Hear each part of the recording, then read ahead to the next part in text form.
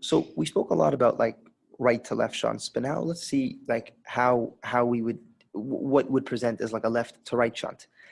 And thinking about left to right shunts, right, left to right, which meaning it's going from the left atrioventricle into the right atrioventricle.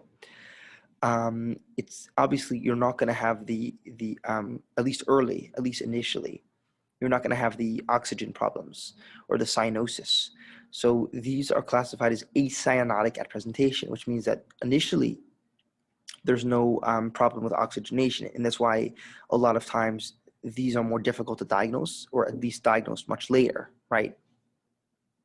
But because of something we'll talk about later called Eisenmenger's, it can lead to cyanosis down the road for these babies. So frequency of these shunts is the VSD is obviously the most common, then the ASD, and then the patent ductal arteriosus. So VSD is ventricular septal defect is the most common of these. And let's jump right in. So VSD, right, ventricular septal defect. Again, because it's shunting blood, from the left side to the right side, you're going to be asymptomatic at birth. Okay. There's a higher oxygen saturation in the right ventricle, and the presentation could vary here a lot. It could happen, it could manifest itself weeks after birth, and it could remain asymptomatic throughout life. But again, VSD could either be present symptomatically or asymptomatically. Obviously, a large VSD will be noticed. And that's because, it'll lead to overload of the left ventricle and obviously left-sided heart failure. So large VSDs obviously will lead to heart failure and will be noticed. But it's also important to note is that a lot of them will just self-resolve, because remember, the muscular is greater than the membranous flow. So you're going to have a lot of these will just self-resolve. Okay, so VSD is really straightforward, but it is the most common one. Is the most common cause of left to right heart shunting, and therefore they do test it quite a bit. ASD, atrial septal defect. So here you're going to have the left atria is going to be shunted to the right atria. So obviously it's a left to right shunt. Again, may present initially without any cyanosis, and may go undetected because of that. Very important to note, and this is why this is sort of how they can really test this and give it to you in the stem, is they can tell you there was a wide fixed split S2.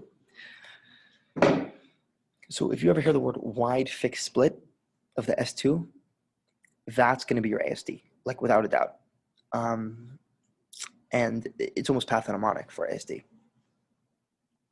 And it's important to understand what happened on an embryologic level, as has sort of been our trend here, to touch base on what happened that led to this defect. And obviously the exam likes to go after this.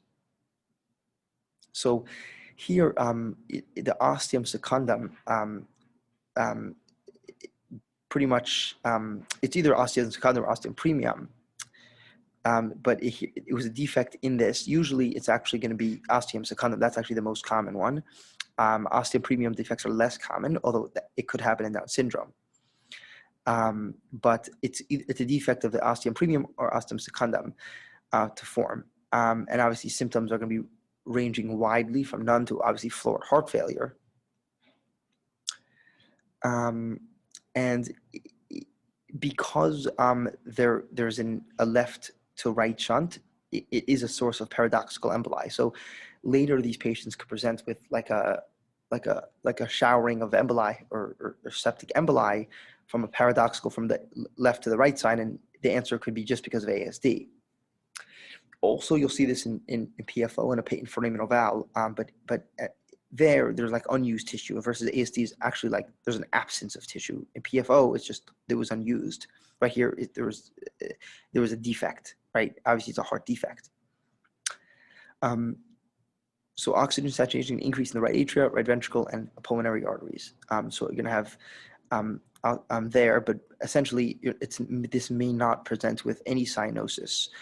Initially, later, obviously there could be, but in the beginning there won't be, and therefore sometimes the diagnosis is delayed.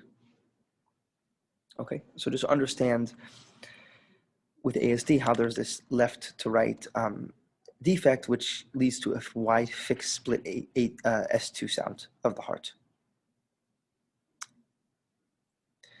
PDA, patent ductus arteriosus. So obviously we spoke about the ductus arteriosus, but here it remains patent. So you could see the connection between the aorta and the left pulmonary artery. Obviously it's supposed to close, but here it remains patent. So you're going to have this connection of blood from the aorta to the left pulmonary artery. So obviously in the fetal period, right to left shunt is normal, because remember, you're trying to bypass the lungs in the fetus, in the newborn. But obviously it's not normal in anything past the newborn stage. So again, in the neonatal period, there's going to be decreased pulmonary vascular resistance, leading to the left to right shunt and right ventricular hypertrophy, and possibly even left ventricular hypertrophy and heart failure, right? So obviously it normally closes after birth, and in adults, and if this is left open in children and adults, it will make a continuous machine-like murmur, and that is so pathognomonic and such a good buzzword. They love putting this on the exam. But so really just recognize, if they ever give you a description of heart murmur, which is machine-like and continuous, you have to think of PDA. You have to. You can maintain patency by prostaglandins and low oxygen tension. And obviously uncorrected patent ductus arteriosus is going to lead to late cyanosis in the lower extremities, and obviously a difference in cyanosis between the upper and lower extremities. So you will see a later cyanosis, especially in the lower extremities, if it's uncorrected. Okay, so understand, like, obviously, while it's normal to be patent in the fetal period, once the baby's born in the childhood setting, it's not a normal thing, and it leads to this continuous machine-like murmur.